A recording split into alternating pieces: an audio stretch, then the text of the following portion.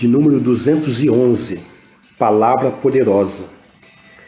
Louvado para todos sempre seja o nome do nosso Senhor Jesus Cristo. Através do Instituto Superior Formação de Guerreiros, vamos estudar juntos a palavra do nosso Deus, entendendo que esta aula é parte integrante de um curso de teologia básico, em que todos os temas ministrados temos em apostilas que poderão ser adquiridas através dos contatos oliveirasiloafrica@gmail.com, Bispos Antônio Oliveira e Gorete Oliveira. Tomamos uma palavra introdutória que está escrita na carta aos Filipenses, capítulo 1, versículo 6, que diz: Estou plenamente certo de que aquele que começou boa obra em vós há de completá-la até o dia de Cristo Jesus. Então a palavra do Senhor nos garante que nós devemos ter essa certeza. O próprio Espírito Santo está nos revelando que a boa obra que foi começada por Jesus Cristo em nós, ela se completará. Deus não é Deus que faz qualquer coisa pela metade. O nosso Deus, ele não tem projetos inacabados. Igual nós, humanos, nós começamos uma série de projetos e não concluímos. Começamos a fazer um curso e desistimos.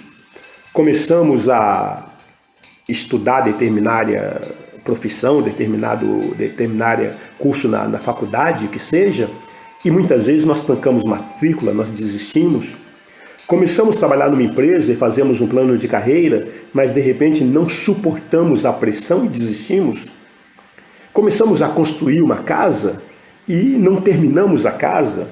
Passa-se aí 10, 15, 20, 30 anos a fio e a casa ainda tem muitas coisas para fazer porque não foi concluída. Tem pessoas que começam uma família e desiste.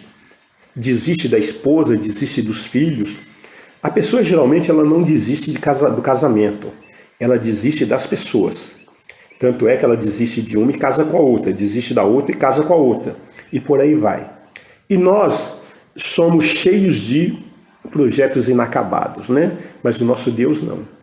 Ele começou a boa obra em você, em nós, então ele vai nos conduzir em vitória, segundo a sua vontade, segundo o seu preparo, e ele vai concluir a obra, Nós podemos desistir, nós podemos apostatar da fé, podemos nos desviarmos, desistir de caminhar com o Senhor, podemos até perder a nossa salvação, mas essa não é a vontade do nosso Deus.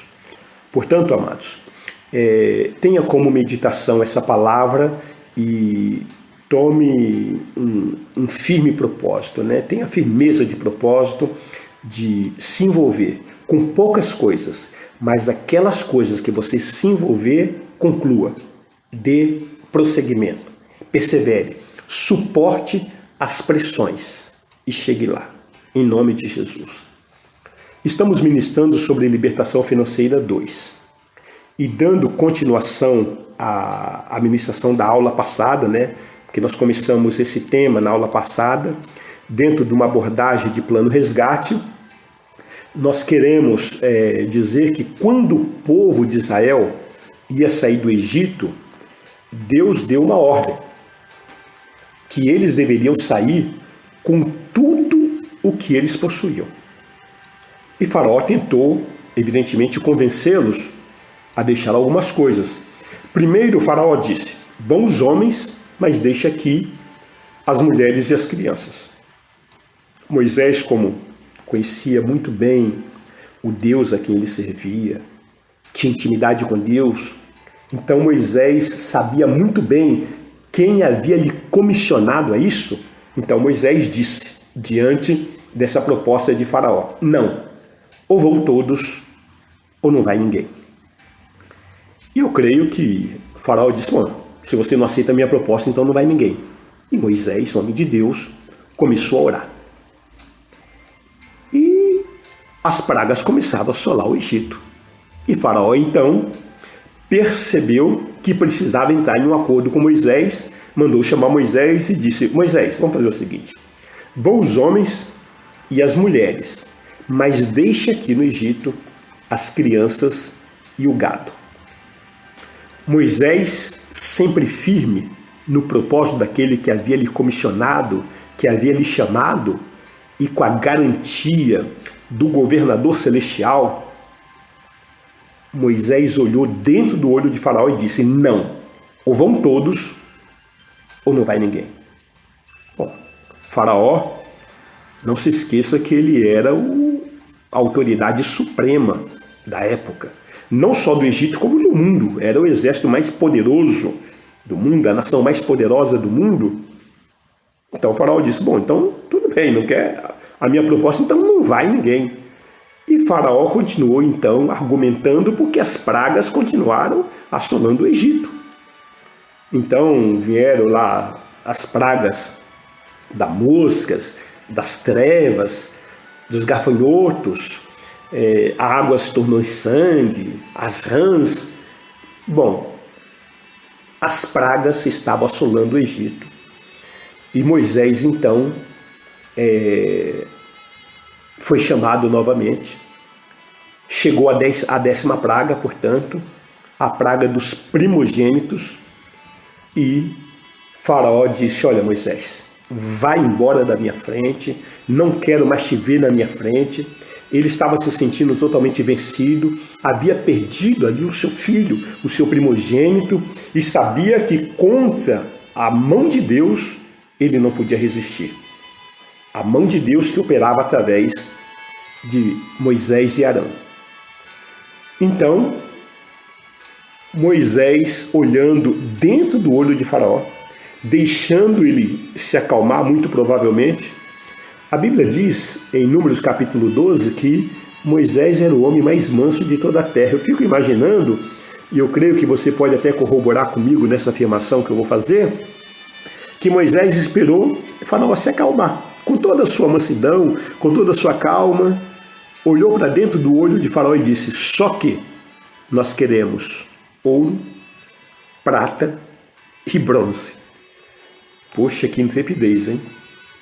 Amados, Êxodo capítulo 10, versículo 26, diz: e também os nossos rebanhos irão conosco, nenhuma unha ficará, porque deles havemos de tomar para servir ao Senhor nosso Deus, e não sabemos com que havemos de servir ao Senhor até que cheguemos lá. Então perceba que esse texto nos deixa claro que nenhuma unha ficou no Egito. Então, amados, eles levaram ouro, prata e bronze. Sabe o que eles estavam fazendo ali? Estavam levando 430 anos de salários atrasados. De maneira que o Egito ficou despojado. Temos essa revelação em Êxodo, capítulo 12, versículos 35 e 36, que diz: fizeram, pois, os filhos de Israel conforme a palavra de Moisés, e pediram aos egípcios objetos de prata e objetos de ouro e roupas. E o Senhor fez que seu povo encontrasse favor da parte dos egípcios, de maneira que estes lhe davam o que pediam, e despojaram os egípcios. O verbo utilizado nesse texto é despojar. Saquearam, despojaram os egípcios. Eu quero com isso deixar muito claro. A palavra do Senhor diz em João capítulo 10, versículo 10: o ladrão vem somente para roubar, matar e destruir. E Jesus diz: eu vim para que tenham vida e a tenham em abundância. Então, amados, eu quero deixar muito claro que o Senhor,